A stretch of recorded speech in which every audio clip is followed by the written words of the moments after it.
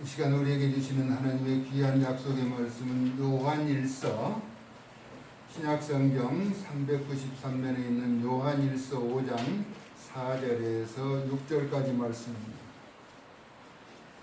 다 찾으셔서 한 목소리로 합독합니다. 무릇 하나님께로부터 난 자마다 세상을 이기느니라. 세상을 이기는 승리는 이것이니 우리의 믿음이니라. 예수께서 하나님의 아들이심을 믿는 자가 아니면 세상을 이기는 자가 누구냐? 이는 물과 피로 임하신 이시니 곧 예수 그리스도시라. 물로만 아니요 물과 피로 임하셨고 증언하신 이는 성령이시니 성령은 진리니라. 아멘. 세상을 이기라는 제목입니다. 동서남북이라고 하는 청년들이 각지에 모여서 회사에 큰 세미나에 참석하고 다시 이제 고향으로 돌아가는 그런 여정 가운데 있었다고 합니다. 금요일 오후니까 주말이 시작되기 때문에 지나가는 택시를 지금 잡지 못하면은 비행기를 탈 수 없는 그런 아주 긴박한 상황에서 내 청년이 택시를 기다리다가 빈차로 오는 택시를 발견하고 손을 들고 뛰어나간 거예요. 동서남북이 함께 뛰어나가는 과정에서 노점상에 앉아있는 할머니의 자판을 이제 치고 넘어간 것이죠. 그래서 먼저 차에 탄 동서남 세 사람 청년은 빨리 북이라고 하는 청년을 오라고 기다리고 있는데 할머니의 노점상이 다 널브러져 있는데 그것을 그냥 보고 지나가기가 참 안타까웁니다. 차에서는 재촉하는 청년들을 뒤로 하고 널브러진 과일과 채소를 이제 주워 모으기 시작하죠. 택시는 떠나버리고 그것을 모아서 그 할머니에게 갖다 주면서 죄송합니다. 그리고 자신의 지갑에서 그 상당량의 돈을 내서 이 정도면 충분히 과일과 채소값을 대신할 수 있을 겁니다 라고 이야기를 한 것이죠. 그때 할머니가 You Jesus, 당신은 예수님이십니까? 라고 묻는 거예요. 아니다 라고 이야기했더니 그 할머니는 Jesus please come help me. 그러니까 그 자판기가 발로 채이면서 무너지는 순간 예수님 와서 도와주세요. 그렇게 기도했을 뿐인데 당신이 왔기 때문에 당신은 분명히 예수님이실 것입니다 라고 이야기를 했다는 것이죠. 그래서 아니라고 하고 이 청년은 이제 비행기를 타지 못하고 집에 앉아서 가만히 생각해 본 거예요. 나는 누구에게 예수님으로 착각되는 그런 행동을 한 적이 있었는가라고 조심스럽게 질문을 해 보았다는 것이죠. 작은 예수, 예수의 향기를 나타내는 그리스도의 삶을 살아야 하는데 위기의 상황에서 분명히 자신에게 손해가 되는 그런 상황에서도 그냥 지나치지 않는 그 북이라고 하는 청년, 동서남북 가운데 동서남은 떠나버리고 북이라고 하는 청년이 그 할머니에게 그런 자상한 모습을 보였는데 그 할머니는 앞을 보지 못하는 소경이었다라고 한 것이죠. 만약에 그대로 지나쳤더라면 그 할머니는 얼마나 몸부림치며 울었을 것인가. 그리고 누군가는 또 작은 예수의 모습으로 다가와서 그 흩어진 자판을 챙겨 주었을 것이라는 것이죠. 우리는 위기의 상황에서 똑같은 일이 벌어졌을 때 어떤 모습으로 살아가야 할 것인가 하는 것을 우리에게 남겨주는 교훈적인 이야기라고 할 수가 있을 것 같습니다. 세상을 이기라. 세상을 이기기 위해서는 부단한 자기 성찰과 또 인내가 필요한 것이죠. 어린아이가 자라서 어른이 되기까지 시간과 과정들이 필요하다는 것입니다. 그는 3층에 키우는 한 난이 14, 15년 되도록 꽃이 피지 않았다라고 합니다. 분리를 해놨는데. 그래서 아내가 꽃집에 가서 그 전문가한테 물어보았더니 식물도 이동해서 자라서 어른이 되기까지 그런 시간이 필요하다는 거예요. 그러니까 14, 15년이 지나서 꽃을 핀다는 것은 이제 그 식물도 충분히 자기 성찰의 기회를 통해서 성장했다는 것을 보여주게 된다는 것이죠. 어린아이가 자라서 어른이 되는 것, 나중에는 자신이 잘난 것처럼 행동하지만은 이와 같은 사실을 종합해 볼 때 믿음 가운데서도 아름답게 성장하고 하나님의 때를 기다릴 줄 알아야 한다는 것이죠. 그래서 내가 조급하다고 되는 것은 아니라는 것이죠. 왜냐하면 성경의 만사에는 때가 있다라고 우리에게 가르쳐주고 있기 때문입니다. 봄이 되어야 싹이 나게 되죠. 그리고 아름다운 꽃이 피고 여름이 되어야 무더운 태양빛을 이겨내고 풍성하고 다양한 과일의 열매를 맺게 되는 것입니다. 가을이 되어야 울긋불긋 단풍이 물들고 사냐를 변하게 하는 것이죠. 겨울에는 그동안 화려했던 옷자락을 감추고 하얀 눈이 온 대지에 내려서 포근한 이불처럼 세상을 덮는 것이죠. 어쩌면 예수님의 보혈로 우리의 죄를 덮어주심 같이 계절은 늘 변화된다라고 하는 것이죠. 경기 중에서 줄다리기는 화합과 단합의 수단으로 운동 경기의 필수적인 종목으로 등장하죠. 특히 줄다리기는 승패를 떠나 힘과 단합의 결집을 나타내는 경기가 되기도 합니다. 물론 힘의 배합과 요령도 중요하지만 강한 힘의 방향으로 이끌려가는 것이 줄다리기의 특성입니다. 이처럼 모든 운동 경기가 끝나고 나면 그 결과에 대해서 아쉬움과 즐거움이 교차하게 되며 무성한 말이 나오는 것이죠. 그러나 패자에게는 할 말이 없다. 할 말이 있겠지만은 할 수 없는 것이 패자의 모습이라는 것이죠. 하지만 그 결과에 승복하게 되는 것입니다. 본문은 하나님께로 난 자마다, 하나님께로 온 자마다, 하나님을 믿는 자가 세상을 이긴다라고 말씀하고 있습니다. 죄악으로 가득한 세상을 이기는 방법이 하나님께로 난 자가 승리하게 된다는 것입니다. 여러분의 삶의 여정에서 하나님께로부터 난 여러분이 승리의 계가를 부를 수 있기를 예수님의 이름으로 축복합니다. 네. 그렇다면 우리는 세상을 이기는 비결을 단번에 배우고 알게 되었는데 그것은 세상을 이기는 승리는 하나님을 믿고 아는 자가 차지한다는 사실이기 때문입니다. 더 자세하게 말하면은 우리의 믿음이 세상을 이긴다라고 하는 것입니다. 믿음이라고 하는 건 그래서 요한일서 4장 4절에 승리에 대한 해답을 제시하였죠. 자녀들아 너희는 하나님께 속하였고 또 그들을 이기었나니 이는 너희 안에 계시니가 예수 그리스도를 말하죠. 세상에 있는 자보다 크심이라. 그래서 우리가 하나님께 속하였으며 하나님을 아는 자는 우리의 말을 듣는다라고 말씀하고 있는 것입니다. 반면에 하나님께 속하지 않는 자는 우리의 말을 듣지 않는다라고 하는 것입니다. 그 이유는 그들이 진리의 영에 속하였는지 미혹의 영에 속하였는지를 알 수 있는 비결이라는 것이죠. 그래서 예수님을 믿는 자가 세상을 이기는 자라고 우리에게 가르쳐주고 있습니다. 그래서 예수 그리스도는 물과 피로 임하신 분이다라고 본문에서 말씀하죠. 예수님은 물과 피로 임하셨고 이와 같은 사실을 증언하시는 이는 성령이시며 성령은 진리라고 가르쳐주고 있습니다.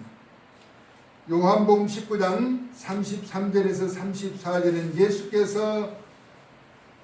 예수께 이르러서는 이미 죽으신 것을 보고 다리를 꺾지 아니하고 빌라도의 재판 이후에 그래지는 상황이죠. 그중 한 군인이 창으로 옆구리를 찌르니 곧 피와 물이 나오더라. 예수님에게서는 이제 피와 물밖에 없는 것이죠. 예수님이 물과 피로 임하셨다는 사실을 확인시켜주는 성경의 말씀인 것입니다. 만약 우리를 누가 찌른다면, 아니 여러분을 괴롭게 한다면 불평과 불만이 나오는 것이 아니라 오직 예수님만, 오직 성령님만, 오직 진리만, 하나님의 은혜와 사랑만 이야기하는 것이 정답이라는 것이죠. 왜냐하면 그래야 세상을 이길 수 있는 것이죠. 여러분에게 다가오는 현실에 탄식과 불만을 포하지 말고 예수님의 은혜고 이 환난의 때가 지나가면 반드시 우리에게 응답되어질 것이라는 기대와 소망을 갖고 믿음에 굳게 서는 하나님의 사람들 되어질 수 있기를 예수님의 이름으로 축복합니다. 그래야만 이 세상을 이길 수 있는 것이죠. 우리에게 믿음과 말씀과 성령이 충만하다면 속에서 무엇이 나오겠는가 하는 것입니다. 찬양과 기쁨과 즐거움과 행복이 흘러나와야 한다는 것이죠. 진실과 진리는 다른 것이죠. 어디든지 만남의 장에 가면은 이제 믿는 자와 믿지 않는 자들 가운데 섞여서 서로 자신들의 주장을 나타내게 되죠. 제가 이야기할 수 있는 기회가 있을 때 진실은 사실 그대로 이야기하는 것이다. 그래서 진실과 진리는 다르다는 이야기를 했습니다. 그 진실 가운데는 부정도 있고 거짓도 있고 속임수도 있고 계략도 있고 좋은 일도 있고 행복한 일도 있을 수 있다라고 하는 것입니다. 그러나 진리는 변하지 않는 좋은 소식, 곧 복음을 진리라고 말하는 것이죠. 살아계신 창조주 하나님의 아들로 우리와 같은 죄인을 구원하시기 위해서 오신 구세주, 곧 예수 그리스도가 메시아라는 사실이 변하지 않는 진리라고 하는 것입니다. 할렐루야. 그러므로 진실과 진리는 근본적으로 다르다는 것입니다. 현실에 나타난 사실을 진실이라고 하며 좋은 소식 곧 복음이 진리이기 때문인 것입니다. 요한일서 4장 2절에 예수 그리스도께서 육체로 오신 것을 시인하는 영마다 하나님께 속한 것이라 라고 말씀하고 있습니다. 그렇다면 예수님을 시인하지 않는 영은 우리 편에 속한 것이 아니라고 하는 것이죠. 세상에서 우리를 미혹하는 악한 영이 존재하고 있다라고 하는 것입니다. 예수님이 세상을 이기셨기 때문에 예수님을 구주로 믿는 우리는 그 힘으로 늘 세상을 이겨나가게 되는 것입니다. 로마서 12장 21절에 악에게 지지 말고 선으로 악을 이기라라고 우리에게 교훈하고 있죠. 왜 이겨야 하는가? 패자는 승자에 대하여 할 말이 없는 것이기 때문입니다. 그것이 경기의 규칙이라는 것이죠. 신앙생활의 대원칙을 우리에게 가르쳐 주셨는데 너희를 박해하는 자를 축복하라 라고 말합니다. 축복하고 저주하지 말라는 것이죠. 또 즐거워하는 자들과 함께 즐거워하고 우는 자들과 함께 울라라고 말하고 있습니다. 우리가 세상을 살아가면서 이겨야 할 수 있는 신앙의 원칙 가운데 서로 마음을 같이하여 높은 데 마음을 두지 말고 도리어 낮은 데 처하며 스스로 지혜 있는 채 하지 말라라고 말하고 있습니다. 상대방이 인정해 주도록 그런 삶을 살아야 한다는 것이죠. 그리고 아무에게도 악으로 악을 갚지 말고 모든 사람 앞에서 선한 일을 도모하라.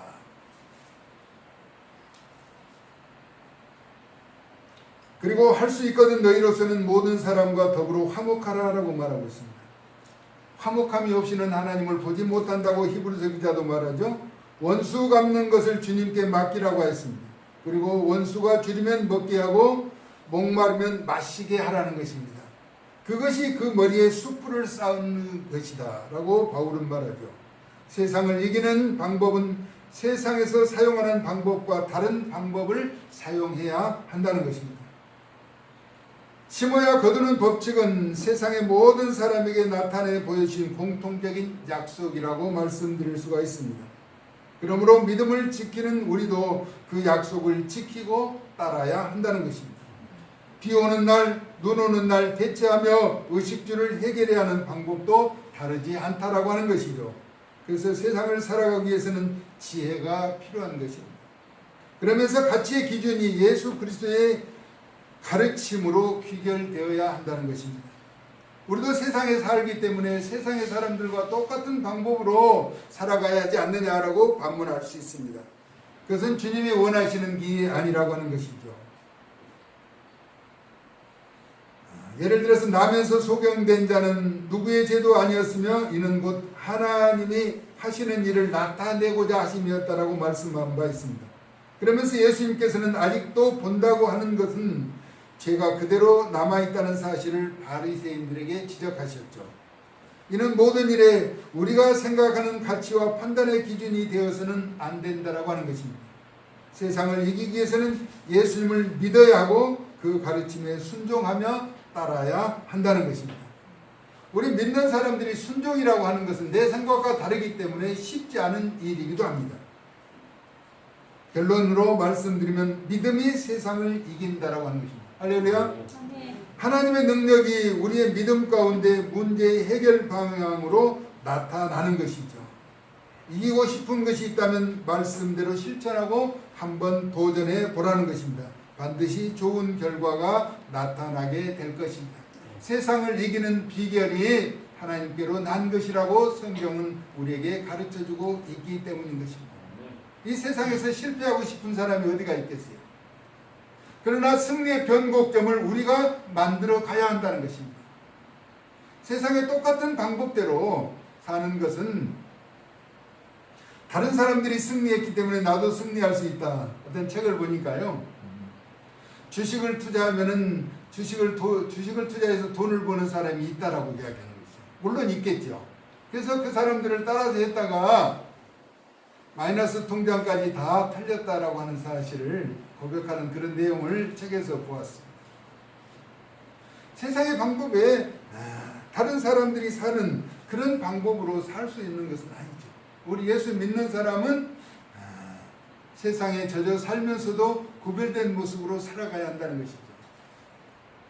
서두에 앞을 보지 못하는 할머니의 자판을 건드리고 갔던 그 세 청년, 나머지 한 청년이 그것을 추스려서 그 할머니에게 돌려드리면서 대신 죄송하다고 그런 이야기를 할 때 수많은 사람들이 그 곁을 지나가는데 어느 누구도 동조하면서 그 흩어진 물건을 줍는 사람이 없었다라고 하는 것이죠. 세상은 어쩌면 자기 유익, 자기가 살아가는데 손해를 보지 않고 바쁜 일정을 살아가려고 한다는 것입니다. 마지막에 등장하는 그 북이라고 하는 청년, 그들도 똑같은, 그도 고향에 가고 싶고 또 그 비행기를 놓치면 힘들다는 사실을 알면서도 홀로 앉아있는 그 할머니의 자판 그대로 두고 갈 수 없었다는 거죠. 그러면서 그가 누가 나를 생각할 때 내가 예수라고 착각할 그런 일을 한 번이나 해본 적이 있는가 자문하면서 자신을 돌아보게 되었다라고 말하는 것이죠. 우리가 예수님을 믿으면서 다른 사람들이 생각할 때 저분은 예수님이 아니실까? 예수님이 저런 모습으로 우리에게 다가온 것이 아닐까? 한 번이라도 착각하는 생각을 갖도록 그런 믿음을 지켜나간다면 우리는 하나님을 늘 마음에 두고 사는 구별된 삶으로 세상을 이겨나갈 수가 있게 될 것입니다. 믿음으로 세상을 이겨 승리의 삶을 사는 구별된 하나님의 사람들 되어질 수 있기를 예수님의 거룩하신 이름으로 축복합니다. 하나님, 우리가 세상에 묻혀 살면서 세상과 분명 다른 삶을 살아야 하는 것을 우리에게 말씀하셨습니다. 하나님께로 난 자마다 세상을 이긴다고 하셨사오니 하나님의 말씀과 계명과 규례와 율례와 법도를 지켜 행하여 하나님의 선한 뜻을 쫓아 이루며 살아갈 수 있도록 은혜를 더하여 주시고 세상을 이기는 믿음 가운데 승리케 하여 주시옵소서. 예수 그리스도의 거룩하신 이름으로 축복하며 기도 올리옵나이다. 아멘.